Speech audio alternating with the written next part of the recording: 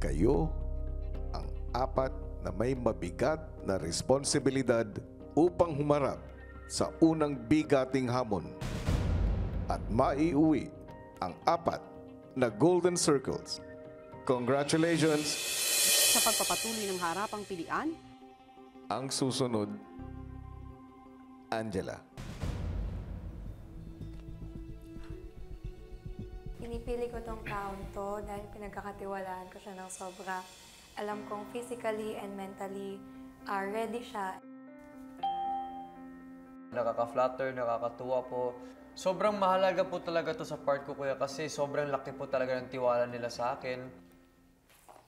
Ang inisip ko po talaga noon kung sino po talaga yung makakaya at alam ko po na hindi susuko basta-basta and nakasalalay po dito yung pangarap naming lahat. Ang housemate na ito ay si Kuya Batit.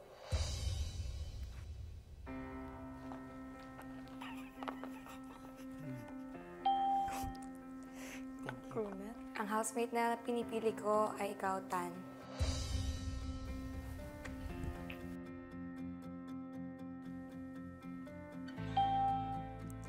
matapos pangalanan ni Angela ang tatlong housemates, I will save this last pin for myself kasi alam ko naman na kahit anong laban, kahit anong pagsubok man yan, alam ko harapin ko yun ng buong buo dahil hindi lang yun para makalaban ng isa para sa kanyang pangarap, kundi makalaban tayong lahat at maipakita man natin na deserving tayong 8 para sa big jump na darating na ito. 4 na po ang nauna sa akin na hindi po nila binibigyan yung sarili nila, kuya. So, hindi po ito naka-apekto sa naging desisyon ko. Hindi naman po sinabing, porket pipiliin mo yung sarili mo is makasarili ka. Ang ibig sabihin lang naman po pag pinili mo yung sarili mo is naniniwala ka po sa kakayahan mo, kuya. Ang susunod ay ikaw, Yen. Pinipili ko tong housemate na to kasi nung una ko pa lang siyang nakasama, nakita ko na sa kanya na yung pagiging matapang niya. Pangalawa pong pinipili, sobrang lakas niya. Tapos, kumbaga kahit nahirapan na siya, pinipilit niya pong lumaban para po sa pangarap niya. At ang pangatlo ko naman pong pinipili, kuya, nakita ko po sa kanya yung pagiging madiskarte po. Kuya, ito pong huling pin na po to, kuya. Pinipili ko po yung sarili ko po, kuya. Kung may tiwala po ako sa kanila, may tiwala din po ako sa sarili ko po na magagawa ko po itong hamon na to po, kuya. Ang susunod ay ikaw, Sheena. Pinili ko tong housemate na ito kasi alam ko kung gaano siya kagaling mamuno. Alam ko na alam niya yung mga good traits ng isang good leader. Pili kong housemate na ito dahil nakita ko kung gaano siya kadeterminado. And sa mga oras na sinusubukan siya, kumbaga hindi siya sumusuko at talagang pinaglalaban niya yung pangarap niya or yung goal niya. Pinipili ko tong housemate na ito kasi talagang nakikita ko kung gaano kabilis gumana ng utak niya. Talagang ginagawa niya yung best niyang makifit in despite the language barrier.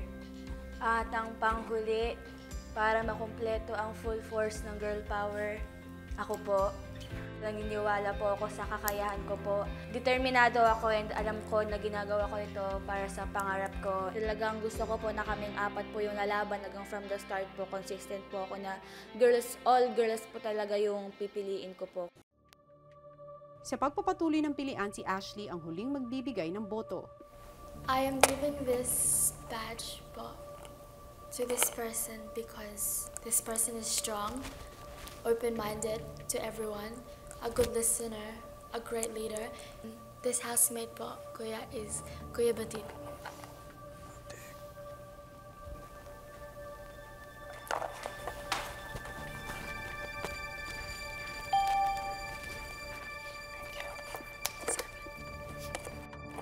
This badge, I'm giving it to this person because it's very competitive in a way that it's good for the team, but that he can fight for his team, and that's what we need. This badge goes to Lance po. Thank you.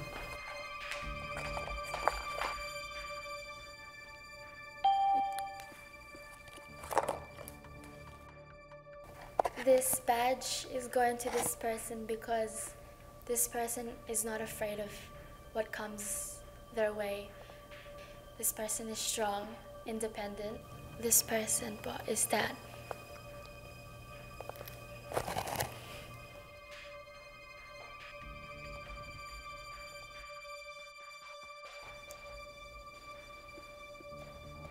Ginananan po akong kuya, lumaban po kuya.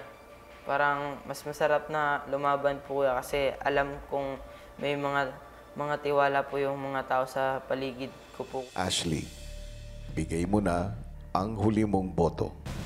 That's good. This person is a great role model to me. Not only do we need strength, but we need a listener. We need someone who can corroborate with others. This badge goes to Ate Angela po.